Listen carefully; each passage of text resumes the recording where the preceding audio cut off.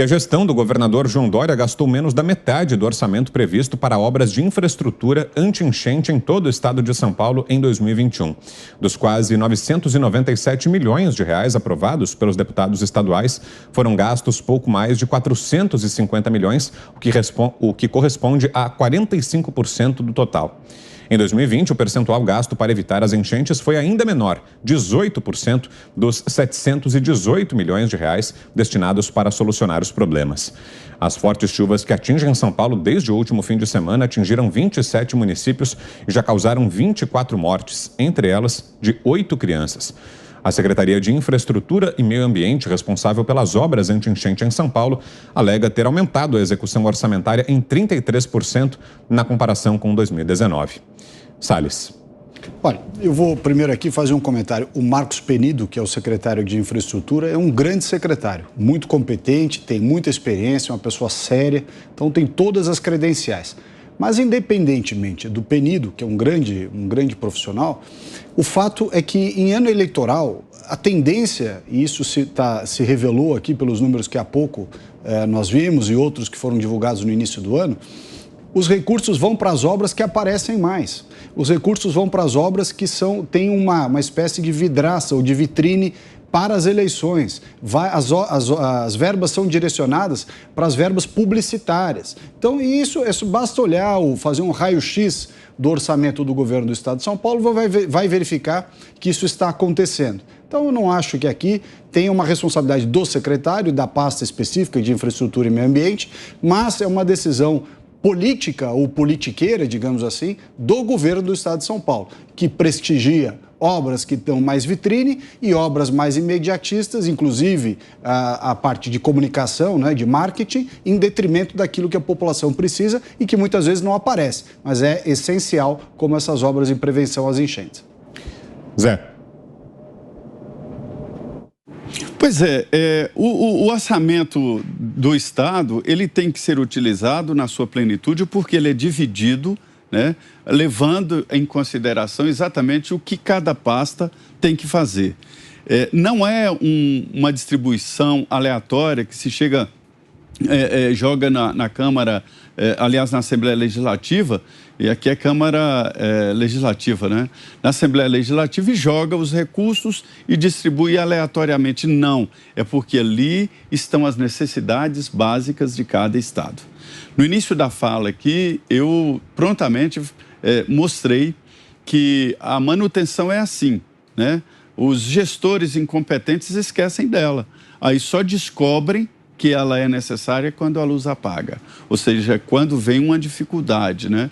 Na verdade, a manutenção, ela é necessária todos os dias e é a função do Estado. Isso aí, Salles, é aquela história antiga do político que não gosta de fazer esse tipo de obra, porque esse tipo de obra de prevenção não dá votos, não dá visibilidade. Era o que antigamente os prefeitos não faziam, esgoto. Porque esgoto, eles dizem, enterra recursos debaixo da terra, passou asfalto em cima, ninguém se lembra do esgoto. Isso era antigamente. Porque hoje, para se ter uma ideia, uma lei obriga o governante a fazer o esgoto, águas pluviais, antes de fazer o asfalto.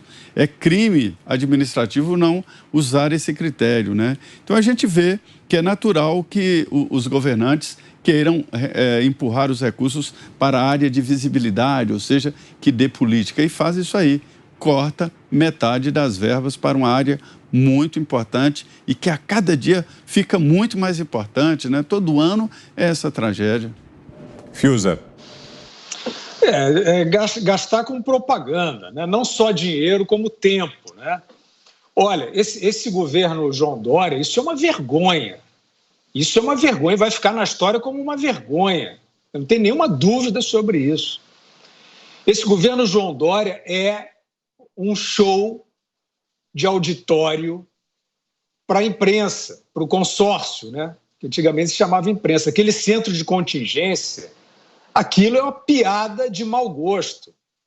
Ali nós vimos o governador, olha, uma administração pública numa cidade desse tamanho, que é o tamanho de maior que muito país, isso é uma coisa muito complexa. Não tem como um líder, um gestor, um administrador dar conta disso fazendo demagogia de auditório o tempo que esse governador ficou fazendo. Naquele vergonhoso centro de contingência, aquele showzinho, fizeram em Nova York também, igualzinho. Aliás, o governador de Nova York foi enxotado, né, por acusação de assédio, um demagogo. E aqui eles falavam de cloroquina, falavam bem de cloroquina, falavam mal de cloroquina. Aí, de repente, aquele centro de contingência serviu para o João Dória dizer que foi o médico dele, o braço direito dele, que indicou ao ministro da Saúde a cloroquina, depois não era mais cloroquina. Isso tudo é uma vergonha. Vou repetir. Percentuais de eficácia falsos de vacina. Toda uma suposta ciência para trancar as pessoas de uma maneira irracional e anticientífica, sem nenhuma política para separação e distanciamento nos transportes. Isso tudo, Vitor, é uma vergonha. Isso tudo é um show para o consórcio, é um show para o telejornal. Esse personagem achou e ainda acha que isso vai lhe dar uma imunidade, que isso vai lhe dar um salvo-conduto para ele sobrevoar a demagogia dele, mas não vai. Mas não vai. Não vai porque a população percebe e não vai porque esse engano, esse truque, essa Covid como oportunidade, isso vai cair por terra. Vocês não tenham dúvida. Sabe o Trudeau, o Justin Trudeau, esse político pusilânime, canadense, demagogo também, falso progressista, que está lá cercado pelos caminhoneiros, que é a vida real que veio lhe cobrar esse passaporte fascista, que é exatamente como o Dória, exatamente como o Eduardo Leite, exatamente como o Macron. Esses caras acham que esse vernizinho para dar manchete de telejornal que abandonou o jornalismo, eles acham que isso é um salvo-conduto, é uma imunidade, só que não é. Então, não é assim que se administra. Nós estamos num apagão administrativo por governantes que abandonaram a sua função para fazer esse teatro macabro. Isso tudo, não tenho dúvida alguma, que virá absolutamente à tona. Cris. E é engraçado, né, quando a gente vê as manchetes, governo federal negou ajuda a São Paulo, dinheiro que tinha sido pedido aqui, 471 milhões pedidos ao governo federal foram negados, quando a Alesp, está aqui nas manchetes do jornal também, a Alesp tinha aprovado um montante que não foi utilizado pelo governo de São Paulo em 2021, como diz o nosso gerador de caracteres aí, apenas 45% do previsto para obras que evitariam enchentes foram utilizados. É claro que aqui a gente precisa estudar com detalhes para saber o que aconteceu.